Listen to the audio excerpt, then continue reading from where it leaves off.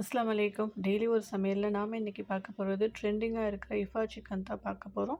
நான் 1/2 kilo chicken breast piece எடுத்துட்டு நல்லா வாஷ் பண்ணிட்டு நல்லா தட்டி விட்டு வச்சிருக்கேன். ஒரு பிளேட்ல 1 1/2 டீஸ்பூன் அளவு இஞ்சி பூண்டு விழுது, தேவையான உப்பு சேர்த்துக்கிறேன். நான் வந்து இன்னைக்கு சிக்கன் மசாலா, எரோகன் சிக்கன் மசாலா தான் சேர்க்க போறேன்.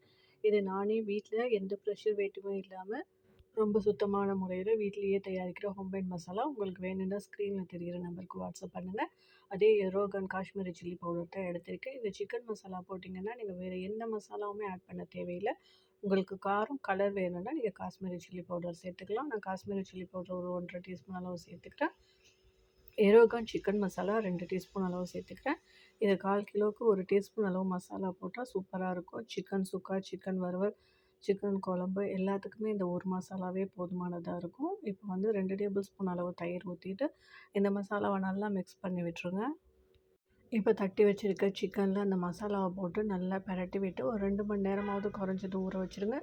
அப்போ தான் நல்லாயிருக்கும். 2 மணி நேரத்துக்கு பிறகு அடுப்பில் ஒரு பேன் வச்சுட்டு நான் பட்டர் போட்டுக்கிறேன். பட்டர் போட்டுட்டு இந்த சிக்கனை 2 சைடுமே நம்ம வந்து வேக வச்சு எடுத்துக்கலாம். ஒரு மூடி போட்டு வேக வச்சிங்கன்னா இன்னும் சீக்கிரமாக வெந்து வந்துடும்.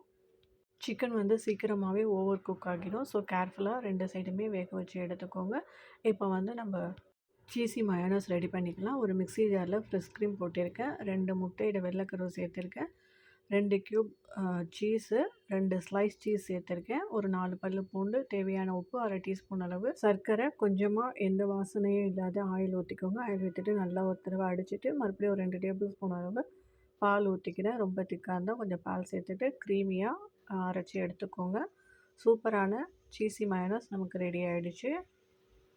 நமக்கு சிக்கனும் சூப்பராக ரெடி ஆகிடுச்சு. இப்போ ரெடி பண்ணி வச்சுருக்க சீஸி மயோனஸை மேலே ஊற்றிடுங்க. ஊற்றிட்டு நல்லா ஃபுல்லாக எல்லா சிக்கன்லேயும் படுற மாதிரி நல்லா ஃபுல்லாக ஊற்றிடுங்க. ஊற்றிட்டு ஒரு 2 to 3 நிமிஷம் ஒரு மூடி போட்டு வச்சுட்டு இறக்கிடுங்க. சூப்பரான இஃபா சிக்கன் நமக்கு ரெடி ஆகிடுச்சு.